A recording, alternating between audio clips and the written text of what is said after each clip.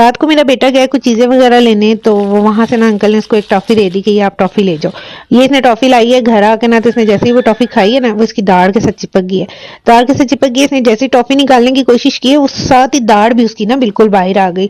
अब वो मुँह से इतना खून निकली जे वो बता भी नहीं सकता। मैं उससे पूछूँ क्या हुआ ना, वो इतना खून निकलना शुरू हो गया। मैं पानी डाल-डाल के ना जब देखा है तो हाथ में कहते ये देखें, वो टॉफ़ी के साथ ही उसकी दाढ़ भी बिल्कुल चिपकी हुई निकल के आ गई ना। ये देखें मैं आपको दिखा रही हूँ कि बिल्कुल इसी तरह चिपकी हुई। अभी मैंने फेंकी नहीं है, मैंने कहा चलो मैं दिखाती हूँ कि ये देखें कि किस तरह से वो बिल्कुल ना दाढ़ भी उसके अंदर ही चिपक के रह गया और उसके साथ ही ना जैसे मसूड़ा भी ऊपर आ गया हो ना गोश्त, और इतना खून के रुके ही ना। फिर मैंने देखा अच्छा ये तो दाढ़ निकल गई इसकी। फिर मैंने ना बर्फ़ लेके तो फ्रिज में से निकाल के थोड़ी ना बर्फ़ उस जगह पे रखी है, इसका मुंह ऊपर किया है, लेकिन खून रुके ही ना। फिर उठे तो फिर खून, फिर कुल्ली कर करके आए तो खून निकल ही जा रहा है। काफ़ी देर इसी तरह उसका ना खून निकलता रहा है। फिर मैं बर्फ़ रख रख के तो उसका खून रुका है ना। तो हम लोग तो वैसे भी बच्चों को टॉफ़ियाँ खाने ही नहीं देते, हम तो घर टॉफ़ी लाते ही नहीं है ना, क्योंकि पिछले दिनों ना मूसा ने मुझे टॉफ़ी दी कि आप मुझे टॉफ़ी खोल दे। जैसे मैंने उसको टॉफ़ी खोल के दिया ना, तो मुंह में डाली है, वो टॉफ़ी उसके गले में जाके फंस गई।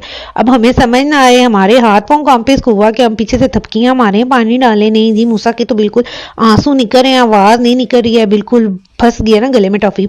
हम लेके इसको हॉस्पिटल भागे हैं। मैं रास्ते में ना इसका गला मलती रही हूँ हल्के हल्के हाथ से, हल्के हल्के हाथ से। वो जब हम हॉस्पिटल के गेट पे पहुंचे हैं, इसकी टॉफ़ी नीचे हो गई और इसने चीखें मार के रोना शुरू कर दिया ना। उफ अल्लाह, हमें समझ ना आए कि इसको हुआ तो हुआ क्या है ना। वो पता चला कि जी वो टॉफ़ी जो मैंने इसको खोल के दिया वो इसके गले में फंस गई हुई थी उस वजह से ना, क्योंकि मैं इसका गला मल रही थी कि इसकी आवाज़ नहीं आ रही ना। मुझे ये पता था कि मैंने इसको टॉफ़ी खोल के दिया है, लेकिन अम्मी वगैरह पूछे इसको हुआ क्या, मैंने कहा पता नहीं, मैंने तो भी इसको टॉफ़ी खोल के दी है, यही लग रहा था कि इसके गले में टॉफ़ी फंसी हुई है ना। बड़ी मुश्किलों से वो टॉफ़ी इसकी निकली है। फिर हमने कहा नहीं घर में टॉफ़ियाँ नहीं लानी ना, क्योंकि बच्चे हैं तो कोई भी मसला हो जाता है समझ नहीं आती। तो बस इस बेचारे को तो अंकल ने दी है कि चलो मेरे पास सिक्का नहीं है टूटा हुआ, तो तुम टॉफ़ी ले जाओ। इसने वो जैसे ही टॉफ़ी खाई है इसका बुरा हाल। अब मैं इसको कह रही थी कि आप स्कूल ना जाओ ना, मैं चेक करवाती हूँ ना डॉक्टर को कि वो ब्लीडिंग भी नहीं कर रही है, ज़रा सा भी कुछ लगता भी है ना साथ जुबान टच होती है तो फिर से खून निकलने लग पड़ता है, इतनी नाजुक हो गई है वो जगह।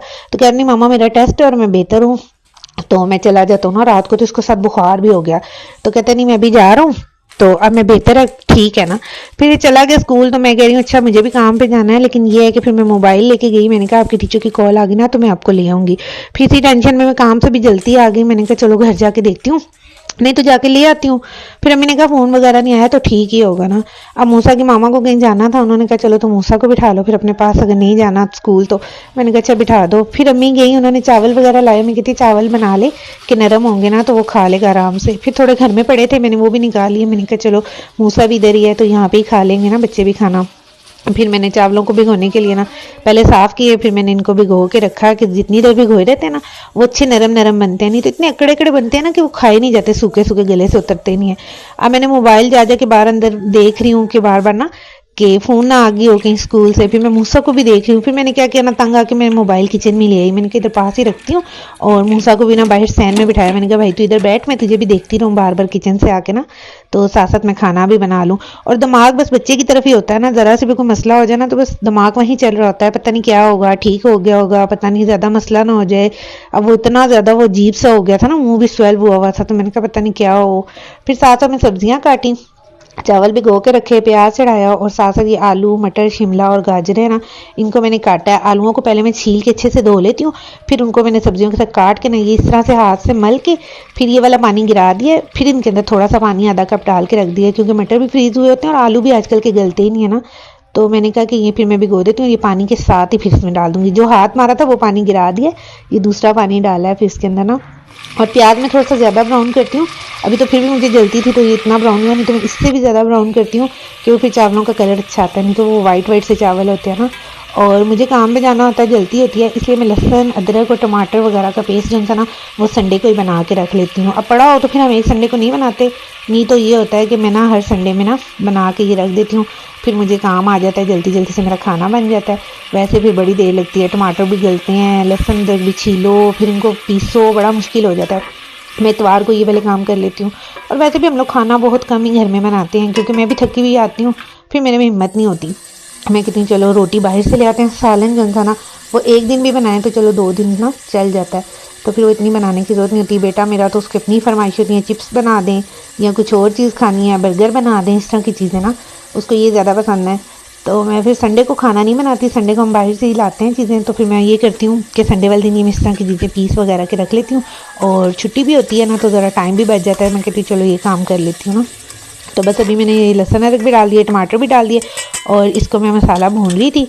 और अम्मी मुझे कहती कि तू खुद फ़ोन कर लेना स्कूल में, वहाँ पे पता कर ले। मैंने कहा अच्छा चले मैं फ़ोन करती हूँ। फिर मैंने कॉल की उसकी टीचर को, तो वो कहती कि नहीं ठीक है, और अभी बस छुट्टी होने वाली है तो आप ना आए। मैंने कहा चलो ठीक है।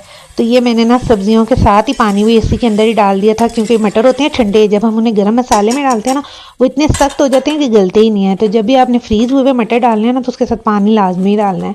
और मेरा बेटा जी बिल्कुल सूखे चावल खाता है, उसको ना ये रायता वगैरह साथ नहीं पसंद, ना सलाद। तो अम्मी कहने लगी कि मेरे लिए तो रायता बना। अम्मी ज़रा फिर बूढ़े हैं ना तो उनको ज़रा ये होता है कि मुझे ना नरम चीज़ हो, तो वो कहती है मैं ऊपर रायता डाल के खा लूँगी चावलों के। वो वैसे भी कहती हैं कि चावल नहीं मेरे से खाए जाते, वो बहुत ज़्यादा सूखे सूखे हो जाते हैं ना। और ये मेरी थोड़ी सी पतीली जल गई थी तो मैं दुआएं करी, तो मैंने कहा अम्मी किचन में ना आए, क्योंकि टेंशन होती है ना, दिमाग मेरा और कामों में घुसा हो तो फिर मेरे लिए बड़ा मसला हो जाता है। तो मैंने भी उसमें जल्दी से पानी डाल दिया। मैंने कहा अम्मी आ गई ना, उन्होंने देख लिया ना तो वैसे ही मेरी क्लास लग जानी है, क्योंकि बर्तन वगैरह ज़्यादा अम्मी धोती हैं, मेरे में नहीं हिम्मत होती, फिर मैं बर्तन नहीं धोती, यहाँ झाड़ू नहीं लगाती या मैं बर्तन नहीं धोती, खाना वगैरह बना लेती हूँ। तो मैंने कहा अम्मी ना इससे पहले मैंने इसमें पानी डाल दिया, और प्याज को पहले मैंने नमक लगा के छोड़ा था, उसके बाद मैंने इसको अच्छे से धो के फिर इसके अंदर पानी डाल के रखा है कि ये ना नमक निकल जाए इसके अंदर से और ये सही हो जाए। वैसे वो कड़वा कड़वा होता है ना, वो नहीं खाते हमारे घर वाले।